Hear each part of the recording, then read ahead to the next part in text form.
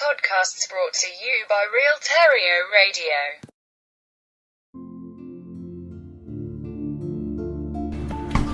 Hello, my name is Dick Batchelor, and thank you for tuning in to my podcast here on Real Terryo Radios. And once again, this is the first episode. Oh, I know time does fly when you're having the funds, doesn't it? The first episode of my lovely podcast, Dick Batchelor. Now, the last time we spoke, I was going to tell you about my lovely New Year, but those plans got spoiled thank you to a bloody idiot named J. Stones. J. Stones, bloody idiot, is a fool who tried to jump off the Severn Bridge. I know, shocking, and for you who don't know what the Severn Bridge is, it's a big bridge between England and Wales, and they're two different countries, and if you want to fight about it, go, I deck yous. So, now as I was taking J. Stone's bloody idiot, has finally found out that Noel Moffat, you remember Noel Moffat, is a man. Oh, he was heartbroken because he thought he was a woman and they were finally going to be happily married. But after me having to hire a £45,000 helicopter to try and get him off the roof of the Severn Bridge from jumping on top of it, you know, the biggest pillar of all as well. Do you know how much money these things cost? Well, £45,000. So we got a phone call, and it was on New Year's Eve. As you remember, we were going to take Sheila and the boys, Gupta's kids, and Gupta to Sheila's father, Graham, a retired bus conductor from Glasgow's house in Glasgow for New Year and for the Burns weekend. But sadly we got a phone call, and like I said, J. Stone's bloody idiot was on top of the Severn Bridge, and when he was on top, he was not coming down. He was up there for 12 hours. So then he is a bloody idiot, and I had to redirect our private aircraft from the Netherlands flying to Amsterdam, from Amsterdam to Aberdeen to Bristol's, and then change into a helicopter. Then me and Gupta went in. I bungee Gupta up to the hoist just in case. You know, I haven't had time to insure him yet because it was a week between this and the wedding. And I have been very busy changing Gupta's names in his underwear to say Gupta Sanjeev Batchelor. I know, it's quite good. So, I'm running a multi-million pound company. Well, multi-billion pound company, but don't tell the tax man. So, where was I? J. Stone's bloody idiot on top of the Severn Bridge. So I was in the helicopter. We just took off. About 10 minutes later we arrived on scene, I think they call it. There were police everywhere, and I believe even the army and the navy were there just in case they had to search the sea. But I winched Gupta out of the helicopter. He put his arms around J. Stone's bloody idiot, grabbed him up. I then ordered for the winch to be brought back up. In this time, J. Stone's bloody idiot was kicking and punching Gupta, who managed to get on hardest. See, I told you that the self-defense classes for Gupta would come in handy, didn't I? Just in case J. Stone's bloody idiot tries to kill him. Well, technically he did. And this is why J. Stone's bloody idiot now works as my driver / ex-Gupta. well, whatever Gupta used to do for me, except the sexy time. Now, J-Stones is questioning his whole life and his everything. So what good job for him? So we are now, you know, after we got him down, I told him, you're £45,000 you owe us for this, plus the fuel for us to fly from Bristol to Aberdeen via Amsterdam again. Oh, I was not amused. And then on New Year's Day, we took a flight because G-Stone's bloody idiot was so depressed to Singapore to visit my sister Angelita, who was going to be coming to Glasgow but decided to stay in Singapore. She quite doesn't know that I'm a homosexual because her religion doesn't believe in this, and we kind of want to adopt a child named Lo Ming. So, the plan is that Gupta's ex-wife Sheila, lovely woman, she's become a dear friend of mine, a bit Scottish mind, but one can't help this. And a bit stuck up. She has problems with scrubbing the toilets, but she's very good in a fight. Oh yes, I'm just thinking back to my wedding. Yes, she was very good in a fight. So, that poor Malcolm, I must tell you that Sylvia and Malcolm have got married. Bobby Dallens is not upset, he's so upset, but he's with his uncle and his cousin, and they're having a good time. His cousin is Victor Manuel, my son. I miss Victor Manuel, but Victor Manuel's going to have a new brother, Lo Ming. They will get on like a house on fire, as they both adopted and they both have me as their father. So, yes, I heard you say that we're going to have a football team, and I'm thinking to myself, maybe we do need to increase our property and our margin and profits and stuff like this. I have a chap who explains it all to me when I'm running the business. He thinks he's in charge, but hey, soon he's gonna have to put up with my whole shebang.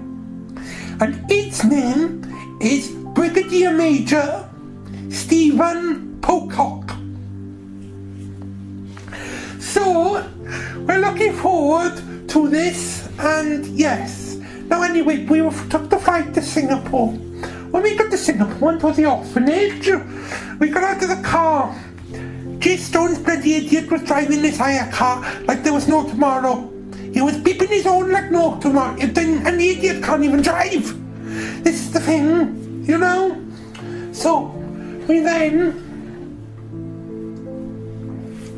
when we got there, Sheila and me were holding hands.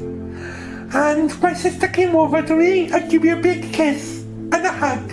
And then went to Sheila and apologised for not coming to the wedding. J-Stone's bloody idiot almost, or actually did say whispery, but Gupta's the husband. Gupta punched him in the back and put a gag on his mouth and got out of the car and said to Sister Angelita, "Don't worry, we're retraining the staff." Oh, that's a good chap, isn't he? So I gave Gupta the credit card and told him to take J-Stone's bloody idiot shopping. And to also keep an eye on how much J-Stone's bloody idiot spends and add it to the bill so we can make him work more off. J-Stone's bloody idiot is going to be working with many different friends in our department store, but also in my other businesses too. So when we went all in, we had to sit in a chapel and wait for the Monsignor to come to sign the papers. When I was sitting there, I was remembering of the time I was a choir boy in church and I couldn't sing, and they tried to give me lessons.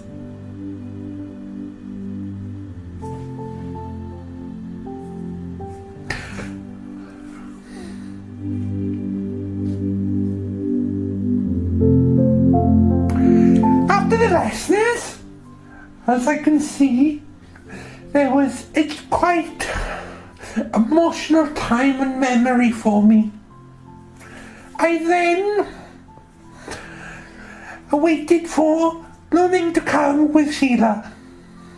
We were very happy because Sheila is like a mother to all my children lately, because she's good in a fight and she teaches them how for self-defense. And she's also teaching Gupta too, because you never know when an idiot or a bloody idiot Jay Stones is going to try and kill him. So, Lo Mein came out of the room. I was so amused and happy when I saw him. But he needs to be a bit taller, I said. Well, my sister Angelita said, he's only 6. Oh, okay, I said. So we all signed the papers, did the paperwork and the adoption, and then got on a plane and flew back home. By now it was January 7th. And all of the problems in the news about the Brexits. And I really don't understand it. Does this mean I can no longer live in Amsterdam and commute to London every day? Oh, ideally me, what am I gonna do? I know, we'll put it on Jay Stone's bloody idiot's account. He's gonna end up working for the family for years. And we must get him to sign a new contract too. We'll get a nice soliciting firm, Begley and Begley, to do the contract negotiations. Old Mr. Begley doesn't get around much anymore. Neither does middle Mr. Begley, and young Mr. Begley, who's probably 106, only gets around on Fridays. And that is only going from the house to the car door, and then from the car door to the office, sign a bit of the paper, and then back again. He enjoys this, and he says he keeps an active life at shouting at bloody idiots. Especially cheating bloody idiots of the referee of equation. So, Jay Stone's bloody idiot is still heartbroken about Noel Moffat. But what I haven't told Jay Stone's bloody idiot is that Noel Moffat is going to be the assistant on the ladies' counter in a new store, Batchelor Brothers, opening in Swansea, next to David Evans. And Jay Stone's bloody idiot is going to be in charge of boxes. Yes, I know, boxes. He's going to enjoy this job so much, and delivering the teas on the staff's breaks. We also have Theresa Summers, failed corrupt politician, coming. She gets let out of prison next week on electric tag. I've asked for the GPS coordinates, but they said no, so what I've done is made an electric tag myself. My one shocks 200 volts into her, and if she does not work. We are also thinking of rolling this across the whole company. A feasibility study has been commissioned by my dear husband Gupta, who's currently in India monitoring these situations. We are testing it in our new call centre. Did I tell you that Gupta has now been made Vice President of Operations India? I only see him on the weekends. He comes home on a Wednesday and he goes back to India on Sunday. I know he spends most of the week flying and 2 days in India, but in those 2 days, see, one needs a break, don't they? Oh, you never know, I could find husband 35. So in the department store, we're going to have a few departments, and my favourite one is ladies and gentlemen's wear. And in this department, we got Marcus Stones, You remember Marcus? He's Jay Stone's bloody idiot's brother. And he's going to be working as head of floor walking. So he's in charge of the department and the floor. Then we have, on the men's counter senior, Leo O'Lowry. A lovely 58-year-old man. Well, that's what he says on his application form, but it's more like 76-year-old man from Dublin. And assisting him is Gary Glover, the junior assistant, who's always in trouble, so my uncles tell me. And he's always trying to get out of trouble, one way or another. This should be fun. Then on the ladies' side, as I said, we've got Noelle Moffat, lovely woman, was actually a man, but hey. And the senior assistant's name is Gladys Mildred Jones, Abergavenny, Aberdare, Pontypridd, Pontefract, Abertawe, Cardiff Cananol, Slocum B. Hughes Williams. Very long name, but what can you do? But we call her Mrs. Williams. Even to her friends is Mrs. Williams. No one is allowed to call her anything else. So if you do see her, please call her Mrs. Williams. And as you know, Jay Stone's bloody idiot now works in the boxing department, and Teresa Summers as well has secured the position as head of the canteen. She has much experience in running canteens, as since she was in the Nick, and she has been running the canteen prison there at Loughgall, and there hasn't been a single riot. So I think she's very able to run our canteen here. My staff's welfare is the utmost paramount and their happiness. I'm always available to my staff between Mondays and Sundays. Any time between 11:59 on a Sunday evening and 12:01 on a Monday morning. This just makes it more convenient for the staff to have a set day where they can come and see me. And that is in South Hawaiian times. You know, just in case. Now, my dear husband Gupta, like I said, is the Vice President of Operations India. And he lives there. Jay Stone's bloody idiot is starting his tricks with me again. So I told my dear husband Gupta all about it. And Gupta suggested, in his infinite wisdoms, because he's been on a training course, to send Jay Stone's bloody idiot to India to enroll as one of the test subjects on a training course for electric shock therapies.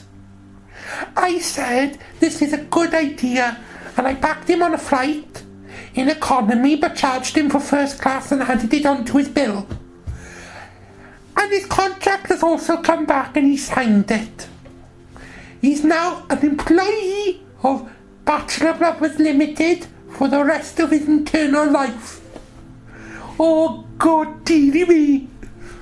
Now, I don't trust him and I'd like to keep him as far as possible, hence why I've sent him to India. The convenient thing is, when I'm in India, he is going to be sent to Azerbaijan.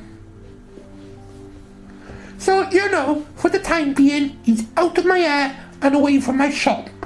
So I was walking into the shop one day, and I went into the first floor to the men's and ladies' counters. And I said hello, and they said hello, who are you? I said, I am Mr. Batchelor, Dick Batchelor, the owner. Well, the owner's nephew, but I'm the one in charge. Now, get me the size 27 and a half, whatever it is, that's in the window and it's pink.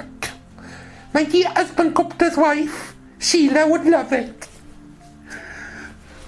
Mrs. Williams looked shocked. when she came, and she refused to serve me because I was a man. Someone really needs to explain to this lovely dear that I'm the owner and the boss. So then I went over to the men's counter. I witnessed Mr. O'Leary having a sleep. Well, he's been here donkey's years, and he's a valued member of the family and a valued member of the company. Plus, he owns 2% in this company too, and he might be able to sack me. So, we keep him on side. And his assistant, that jackass, Mr. Glover, was there. I told him he can come and see me at 11 o'clock and bring his sales book. He asked who I was. I said, I'm the boss, and I walked off.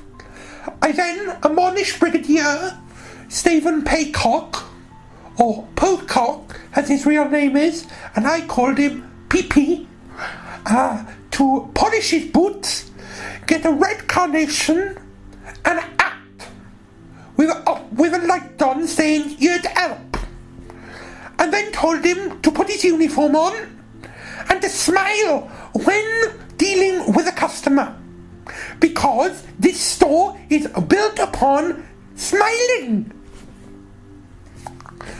I then docked him 2 weeks' wages for not smiling and wearing his uniform. I got in the lift, and the bloody idiot Jay Stones was there, so this is when I had the chance to tell him he's going to India. I've already booked the tickets, as I said. Jay Stone's bloody idiot was covering for the lift girl who was on the break. I informed Jay Stone's bloody idiot that you'll be on the flight to India in 2 hours' time. You are to leave here now. He took me to my office, then went to go and pack his bags. It's all right though, he lives in the basement of the store. Many staff do. We've also added this to his bill as well. So, it was a nice day at work. It was about 9 o'clock when I arrived, and the time right now is 9:15. I'm running a bit late for an appointment, and the appointment is with British Airways check-in desks. Well, not the check-in desks itself, it's the arrivals hall, because my dear husband Gupta's coming home. So I'm going to call it a day for today, and I'm going to leave Pocock in charge of the old store. Well, we do pay him as CEO of the company to run things when I'm busy, isn't it? So, I'd like to thank you before I go for joining in on this lovely, remarkable podcast of Dick Batchelor Series 3 behind Batchelor Brothers Limited. It's a very good story, and next week we're going on a cruise. We're going to meet my uncles, old Mr. Batchelor, young Mr. Batchelor. So that's old Uncle Mr. Batchelor and old young Uncle Mr. Batchelor, and my son, Victor Manuel, and his cousins, Bobby Dallin, Sylvia's son. You remember my sister Sylvia? She brought her husband, who's now they married, mind, Malcolm, to the wedding. He has another black eye. He's a doctor. He couldn't believe it. Sylvia really knows how to pack a punch since she's been taking self-defense lessons from Sheila, doesn't she? Bobby Darren's still very upset, and he told his Uncle Dick everything, that he's not coming back one iota of a bit. So I said to Sheila and Sylvia, when we were having our nails painted in Singapore a couple of days ago, because I went back on a trip because we went to visit my sister Angelita, whose birthday it was. You know, me and Sylv, and we took Sheila because I needed some defence. You know what Jay Stone's bloody idiot's like when he's driving. So, and when we were there, Gupta flew across and met us and punched Jay Stone's bloody idiot all over again, just like the last time. I swear, how can you do these things? But after we met Sister Angelita, me and the girls went for our nails to be done and a couple of drinks. And we were talking, and I said about this, and Sylvia asked me to go and talk to Bobby Darren's for her. So I said I will, and I booked me and Gupta that honeymoon that we had to cancel because we had to fly to the Severn Bridge to put help an idiot not jump. Now, that bloody idiot now works for us and is repaying his debt to society. Now we need to take care of Gupta and our relationship as husband number 34. And we're not looking for number 35 as brought out before. So, I said I'd go and we, take a ship across the ocean, and plus it gives me time to inspect the ship because it's owned by Batchelor Brothers Limited to make sure that we're giving 5-star gold class service, eh? The Captain Philos Bartholomew, is very looking forward to seeing me again. Oh yes, because he thinks that he's got the job as the CEO of this company. But what he doesn't know is, I'm thinking of putting someone I can trust in charge from the department store. That's Leo O'Leary. Very good chap. Plus, I know that he won't steal the money like Bartholomew Ross will. Because all he will do is fall asleep and do nothing all day. It's quite simple, isn't it? So, I must take advice from my uncles. But as he's their half-brother, he'll probably say yes. Well, they'll probably say yes, but it's always what old Mr. Batchelor wants to do, isn't it? He's the oldest one. So, I think I'm going to say to Bobby Darren's that he needs to make it up. And I'm going to get Sheila to teach him how to give Malcolm a punch in the nose. And also, I'm going to ask Gupta to teach him how to hit people with handbags. So, I look forward to seeing you next week on my cruise. And thank you for tuning in to this wonderful episode of Dick Batchelor Series 3, episode numero 1. Goodbye. Podcasts brought to you by Real Terryo Radio.